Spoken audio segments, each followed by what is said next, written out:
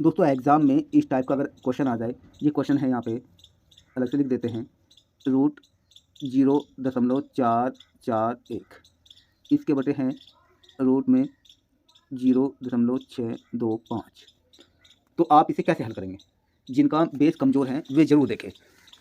तो यहाँ देखिए, दोनों ही संख्याओं पर रूट है, ऊपर भी और नीचे भी। तो इन्हें हम कैसे लिख पाएंगे? इन्हें हम ये है ऐसे लिखेंगे 0.441 और इसके बटे 0.625 ये हमने लिखा है।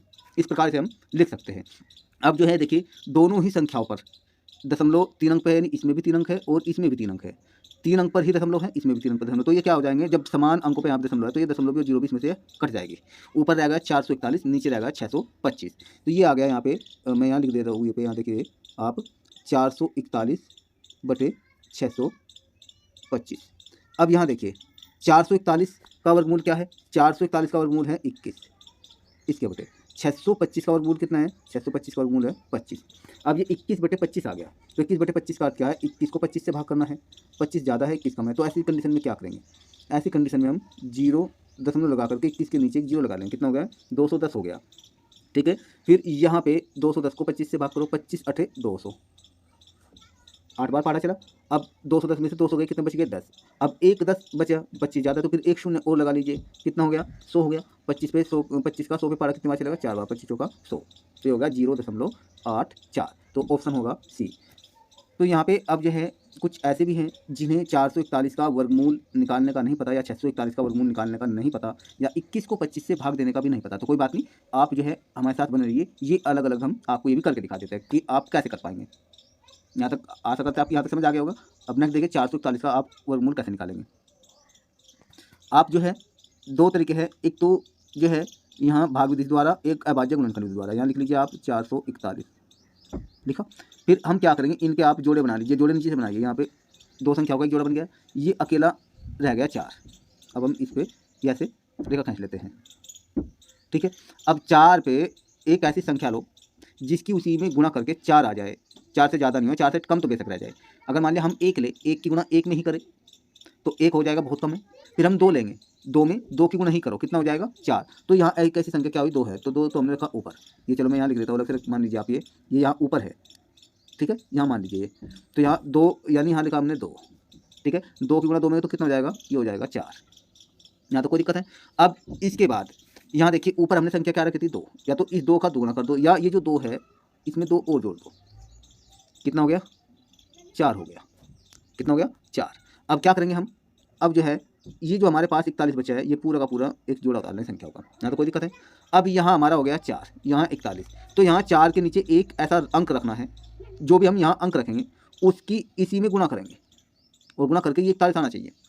तो यहाँ अगर हम शून्य रखें तो इसमें शून्य से अगर गुणा करेंगे तो 40 हो जाएगा। 40 में शून्य गुणा करें तो 40 हो जाएगा। तो ये तो हमारा आएगा नहीं। तो हम यहाँ क्या रखेंगे? यहाँ हमने 1 रखा और 1 ही हमने रख दिया यहाँ पे।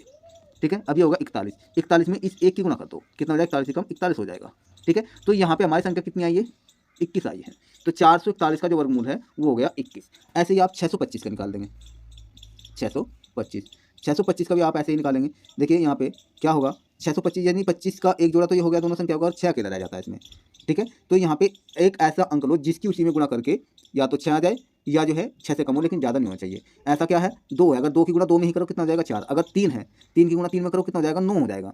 तो यहाँ हम क्या करेंगे? 2 तो हम यहाँ रखेंगे और 2 हमने यहाँ रखा, और इन दोनों की गुणा करो, 2 दूनी 4 हो गया ये। अब क्या करेंगे हम? 6 में से 4 घटा दो, कितना बच गया? 2। अब जो हमने 2 यहाँ रखा है इसका दोगुना कर दो। ठीक है, दोगुना करना है तो कितना हो गया? 4 हो गया। अब हम क्या करेंगे? अब उतार लेंगे हम 25। ठीक है, अब एक ऐसे अंक लेना है हमें जो यहाँ 4 के नीचे रखे, और रखने पर जो भी अंक होगा हमारा उसकी गुणा जो यहाँ संख्या बनेगी उसी में करने पर 225 आना चाहिए। तो ऐसे क्या है वो ऐसा है अंक 5। हम रख कर देख लेंगे। 4 तो बहुत कम रह जाएगा, 5 रखेंगे। तो यहाँ क्या रखेंगे? हम 5 रखेंगे। ठीक है, ये 5 और यहाँ पे हमने 5 रखा। अब यहाँ 45 हो गया। 45 में 5 की गुणा कर देंगे तो आप 225 हो जाएगा।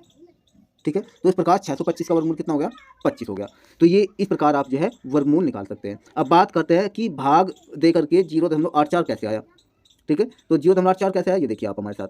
यहाँ लिखा हुआ है 21 बटे 25। ठीक, तो यहाँ से भाग देखिए एक बार।